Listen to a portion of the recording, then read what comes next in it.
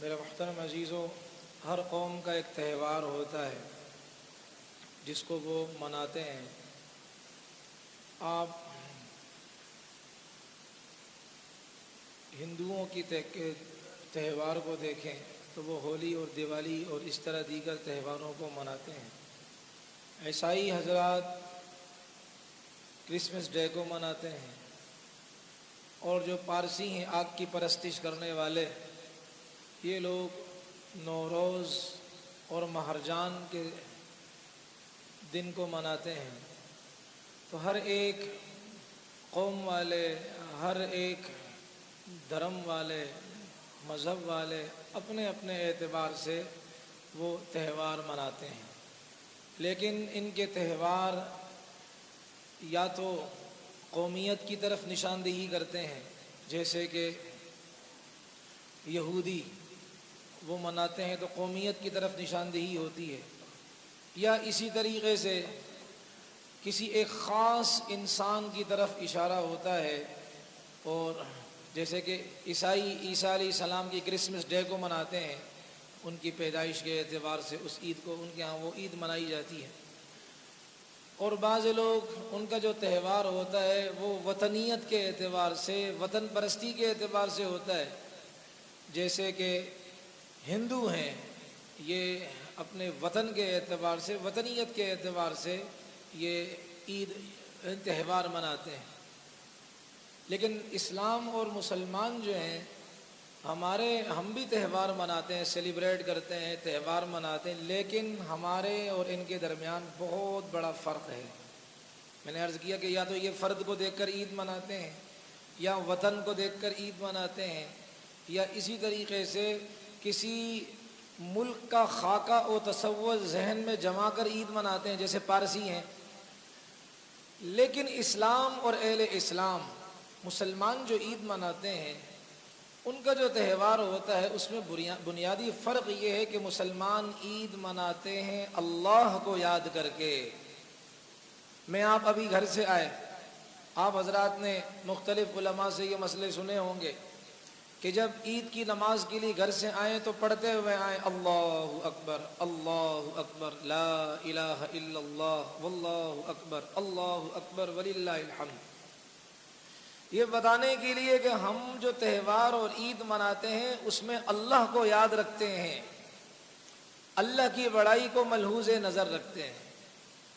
اور اسی طرح ہم یہ جو تہوار اور عید مناتے ہیں تو ہم اس تہوار اور عید میں اپنے غریب بھائیوں کو یاد کرتے ہیں، اور اس عید میں خوشی میں ہم غل غپاڑے اور حرام قسم کے کام، شریعت ہمیں اس کی اجازت نہیں دیتی۔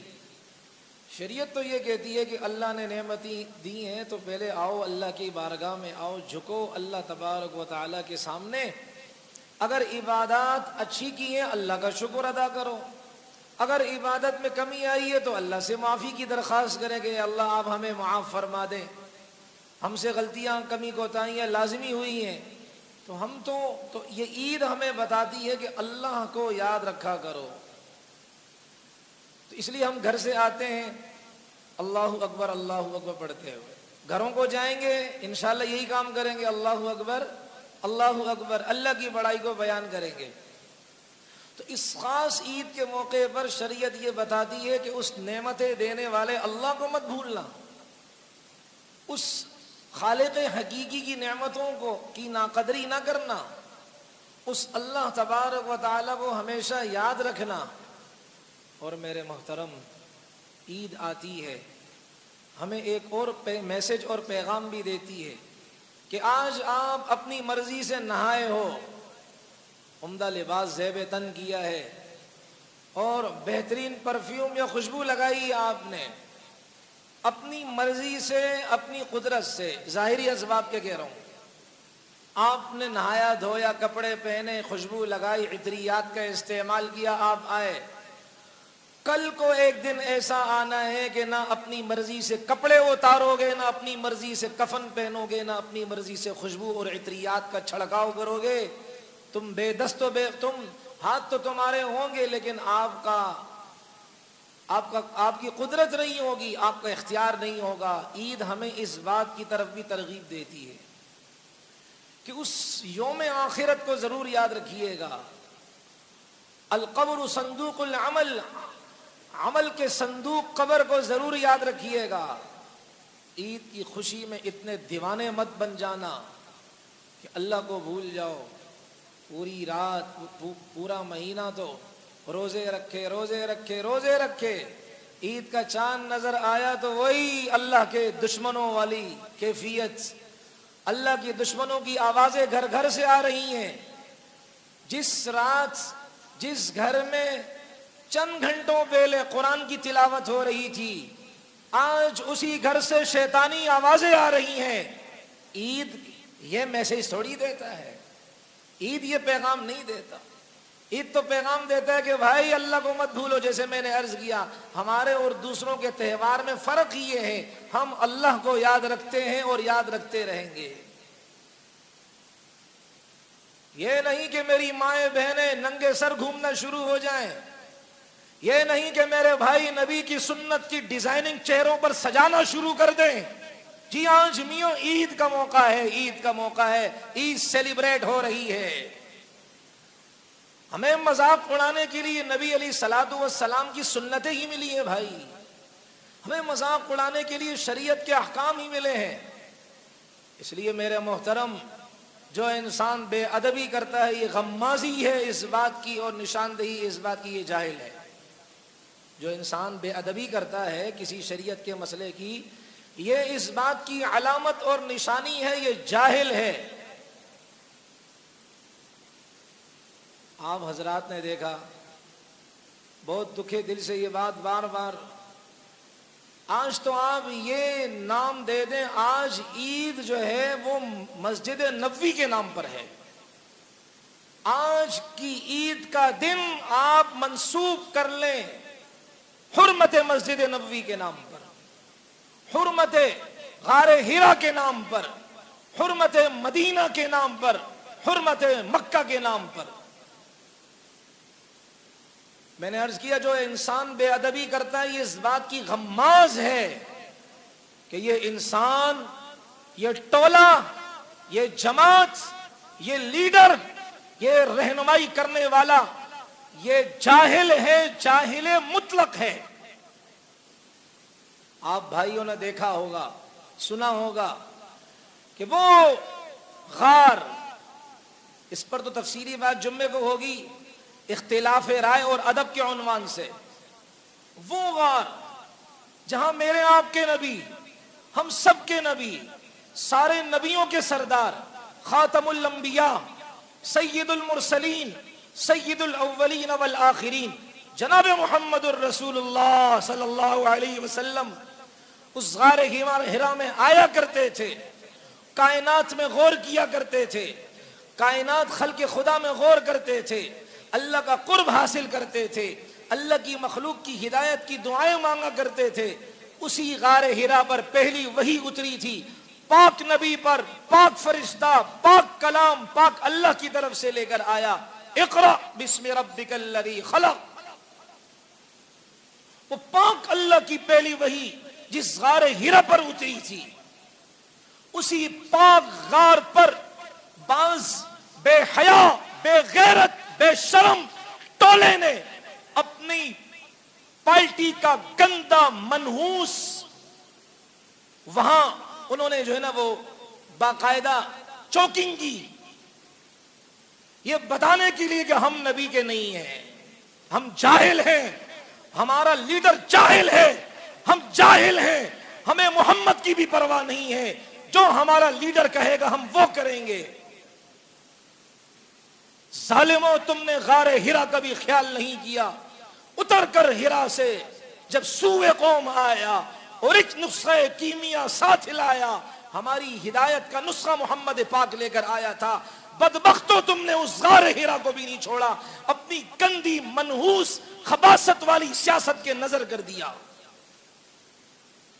نہ میرے نبی کے مسجد نبوی کو چھوڑا، نہ مدینہ پاک کو چھوڑا، نہ اس مقدس سرزمین کو چھوڑا۔ یاد رکھیں، ہم سب کا عقیدہ ہے اہل سنت والجماعت کا عقیدہ ہے پاک محمد اور سارے نبی قبروں کے اندر زندہ ہیں۔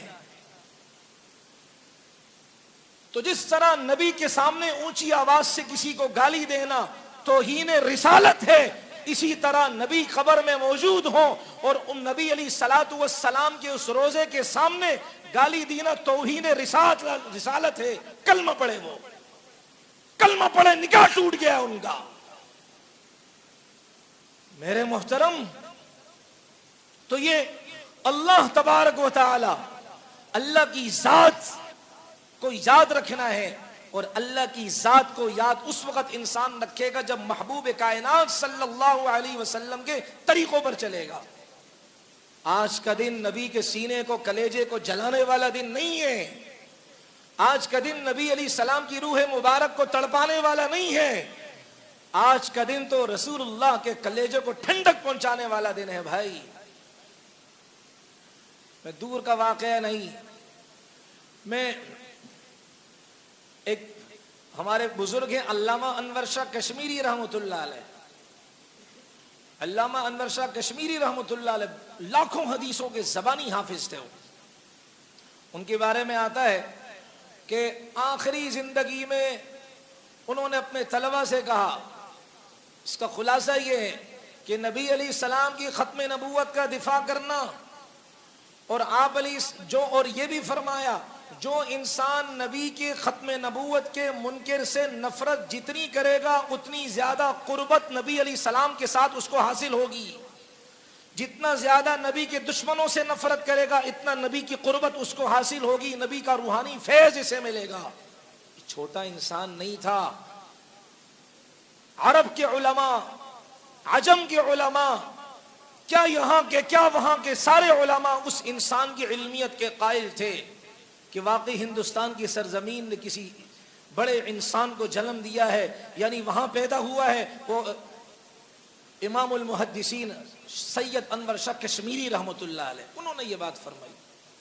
علامہ اقبال کے نعرے لگانے والے میرے اسٹوڈنٹس بھائیوں، علامہ اقبال کو لاہور ہائی کورٹ کا چیف جسٹس تھا، آغا صاحب اس کو کہتے تھے۔ اس نے دعوت کی، علامہ اقبال کی بھی دعوت کی۔ علامہ اقبال دعوت میں آئے، یہ وہ بتا رہے ہیں کہ نبی کے دشمن سے نفرت کرنا نبی کے قریب ہونے کی علامت ہے۔ میں وہ عرض کر رہا ہوں، تو حکیم نور الدین جو مرزا قادیانی کو اللہ کا نبی مانتا ہے اور یہ اس کو اپنا خلیفہ، یعنی اپنے کو اس کا خلیفہ مانتا، وہ بھی اس دعوت میں بغیر بلائے ٹپک پڑا۔ علامہ اقبال رحمۃ اللہ علیہ نے جب اس انسان کو دیکھا تو غصے سے لال پیلے ہو گئے اور دعوت چھوڑ کر جا رہے تھے۔ تو وہ جو چیف جسٹس تھے انہوں نے کہا، بھائی آپ دعوت چھوڑ کر جا رہے ہیں، کیوں جا رہے ہیں؟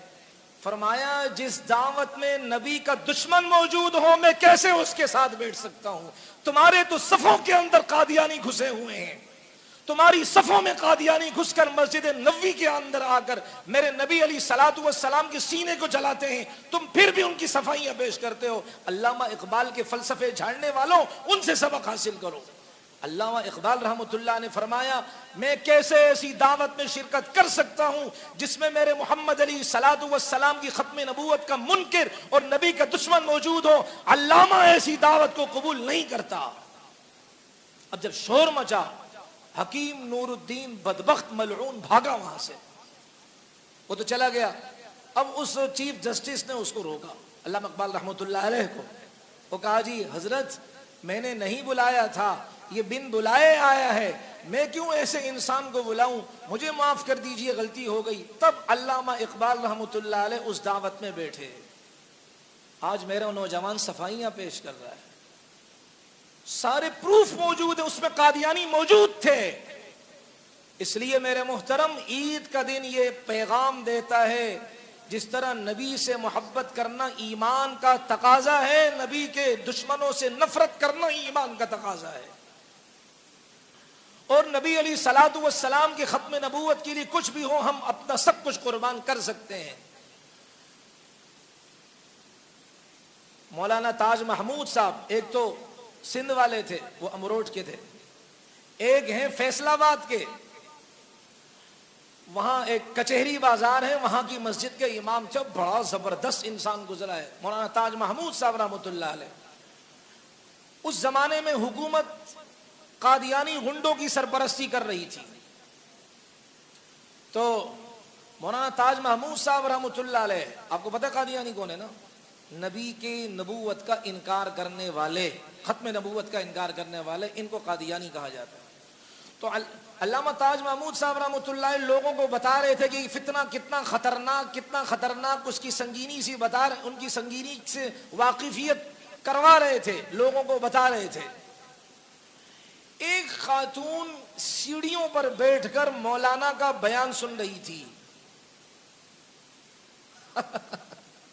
معذرت چاہتا ہوں، وہ ایک کسی نے کہا یار وہ آپ نے جو ہے نا وہ مسجد کے دفاع میں، مسجد اور اسی طرح جو ہے نا وہ اس دفاع میں بات کی تھی۔ ایک آدمی نے کہا کہ میں آئندہ نہیں آؤں گا۔ میں نے کہا در فیض محمد واہ آئے جس کا جی چاہے، نہ آئے آتش دوزخ میں جائے جس کا جی چاہے، مریضان گناہ کو دو خبر فیض محمد کی، بلا قیمت دوا ملتی ہے آئے جس کا جی چاہے۔ ہم محمد کے ترانے پڑھتے رہیں گے، ہم مسجدوں کی دفاع کی باتیں کرتے رہیں گے، ہم مسجد نبوی کے تقدس کی باتیں کرتے رہیں گے۔ اگر تم ان کی ذریت ہو، جاؤ کلموں کا دفاع کرو، ہم محمد پاک علیہ السلام کی ختم نبوت کا دفاع کرتے رہیں گے۔ شاہین ہو شاہین، اڑو اونچی آواز، اونچی پرواز سے۔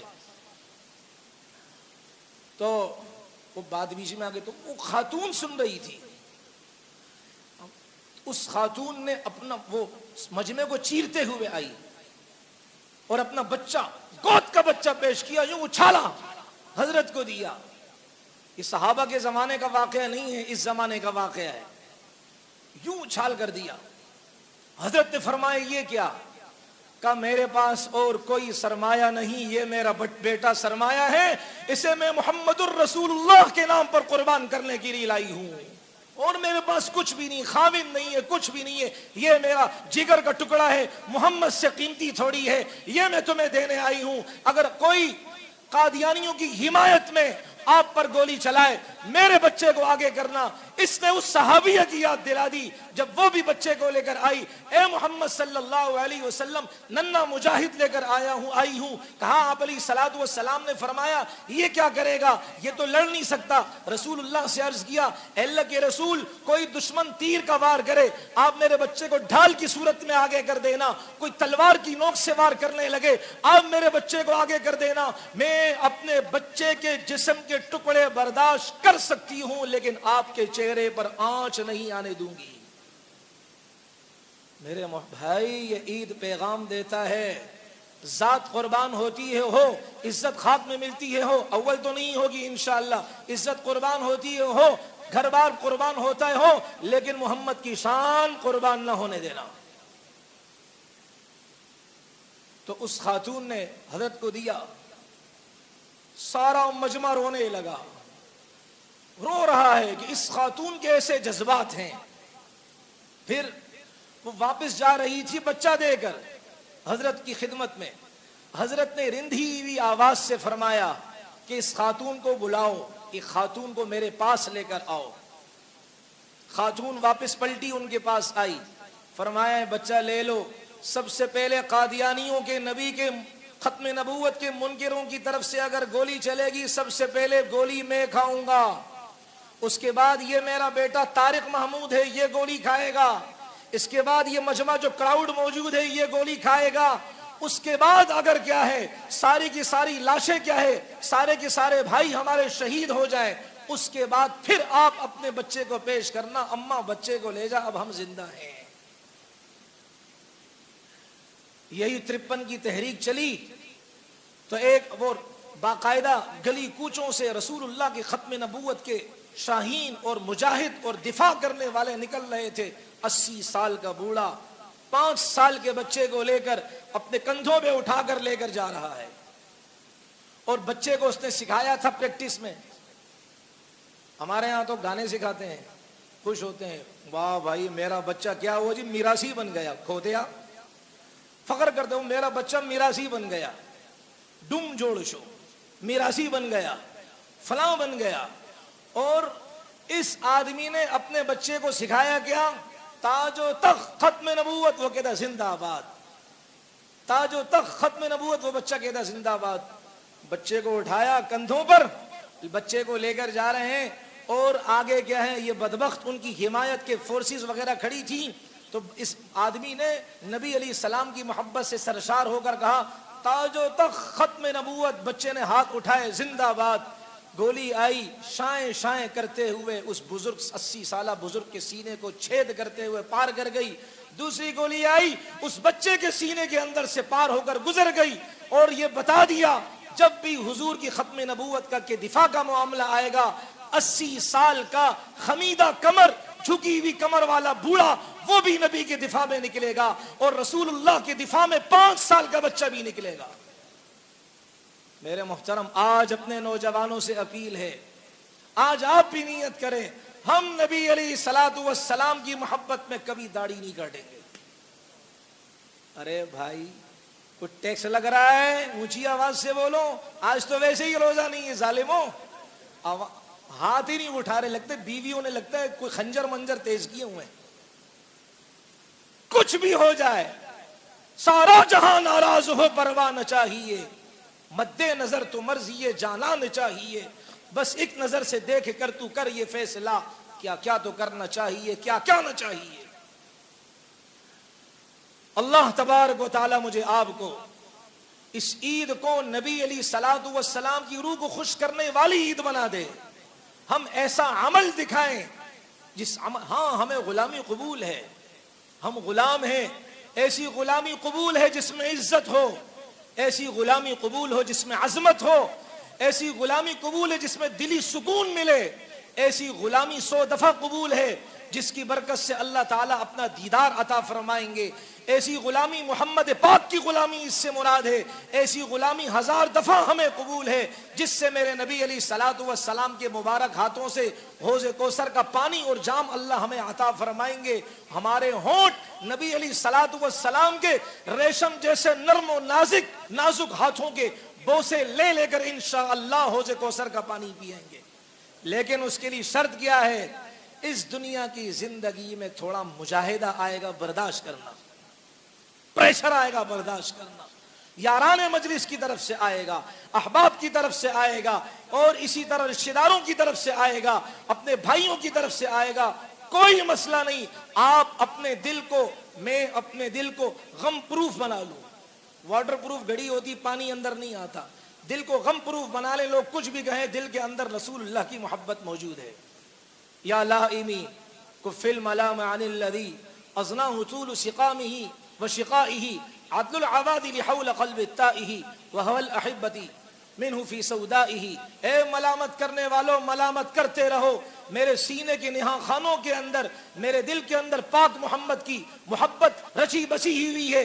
تمہاری ملامت گری، تمہارا ملامت کرنا، تمہارا عیب نکالنا میری اس محبت کو نہیں نکال سکتا۔ روح نکل سکتی ہے لیکن محمد کی محبت نہیں نکل سکتی۔ اس لیے میرے محترم، عید تو ہمیں یہ پیغام دیتا ہے، یہ نہیں عید کی نماز پڑھی، چل بھائی میوزک لگایا، ڈانس کر رہے ہیں، کیا فلاں کیا فلاں، سارے کے سارے، ارے سارا رمضان کا نور غارت۔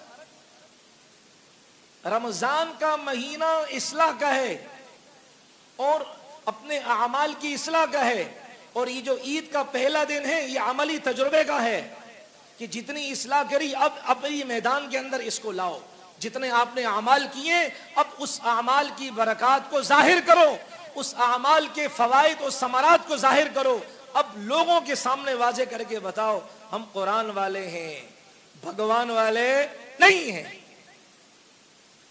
اتنا رونے کا مقام وہ آخری دن تھا، وہ بس آخری بات ہی عرض کر دوں، کہتے ہیں جی بزرگ آدمی روزہ نہیں رکھتا، گٹکا کھاتا ہے وہ صحیح ہے۔ ادھر ایک بابا جی کو دیکھا گٹکا کھا رہا تھا، مطلب گٹکے کھاتے ہوئے سیٹنگ پر ہے، روزے رکھتے ہوئے موت، ارے موت آ جائے اس حالت میں تو اچھا ہے نا۔ یقین کرے اتنا دل دکھا، یہ رمضان کا کھلم کھلا مذاق، گٹکا کھا رہا ہے کھلم کھلا، بابا جی، نوجوان تو کر ہی رہے، بابا جی ایک ٹانگ قبر میں، اور اسی کے بالکل ساتھ چھوٹا سا بچہ، تقریباً اس کی عمر 11-12 سال ہوگی، گرمی تھی 2 دن پہلے، سخت گرمی تھی، اور وہ چہرے پر پانی مار رہا تھا، افغانی بچہ تھا، ویسے ہی میں نے اس سے پوچھا، وہ بابا جی کو تو دیکھ لیا، اس کی یہاں سے ماشاءاللہ سرخی نکل رہی تھی، حضرت ابھی سے میک اپ کر کے آ رہا ہے، تجھے خدا جنت میں لنگڑا کرے۔ اور اس بچے نے وہ چہرے پر پانی کے چھپکے مار رہا ہے۔ میں نے بچے سے پوچھا بیٹا روزہ ہے؟ کہتا الحمدللہ۔ میں نے کہا کتنے روزے رکھے؟ کہا سارے روزے رکھے۔ 12 سال کا بچہ ہے، سارے روزے رکھ رہا ہے، اور یہ بزرگ ہے کھا پی رہا ہے، جی میری ہمت نہیں ہوتی۔ وہی والی بات، بتاؤ تم کس کا ساتھ دو گے؟ ادھر ہے شیطان، ادھر خدا ہے، فیصلہ اللہ ہم سب کو نصیب فرمائے، صحیح فیصلہ کرنے کی اللہ ہم سب کو توفیق عطا فرمائے۔ اب نماز عید کے اعتبار سے نیت کر لیجئے گا، 2 دفعہ نیتیں کروائی ہیں بس بہت ہے۔ نیت آتی ہے نا بھائی، 2 رکعت نماز عید الفطر واجب، 6 زائد تکبیروں کے اللہ کے واسطے، بس ختم۔ باقی وہ ترتیبیں ساری وغیرہ بتا دی ہیں۔ اب بس کیا ٹائم ہو رہا ہے بھائی؟ ہاں 2 منٹ ہے۔ یہ جمعے میں ٹائم نہیں دیکھتے ہیں لیکن عید میں دیکھتے ہیں، آپ لوگوں کی رعایت کرتے ہیں۔ خطبہ سنیں گے انشاءاللہ۔ کون کون نہیں سنا کہ ذرا ہاتھ اٹھائیں، ڈنڈا ہے ادھر؟ یہی نہیں سنے گا، یہ بھی نہیں سنے گا، یہ بھی نہیں سنے گا، یہ بھی نہیں سنے گا، خطبہ نہیں سنیں گے۔ یہ میرا کمرہ ہے نا، سروس روم لے آؤ ان کے ادھر۔ او بھائی خطبہ سننا ہے، خطبہ سننا واجب ہے، سمجھ آ رہی نہیں ہے؟ بغیر خطبے کے جا کر تو دکھا دو، سلیمان کھڑا ہوا ہے باہر، چھوٹی مخلوق۔ اچھا دوسری بات کہ انشاءاللہ نماز کے بعد چندہ ہوگا مسجد کے اعتبار سے۔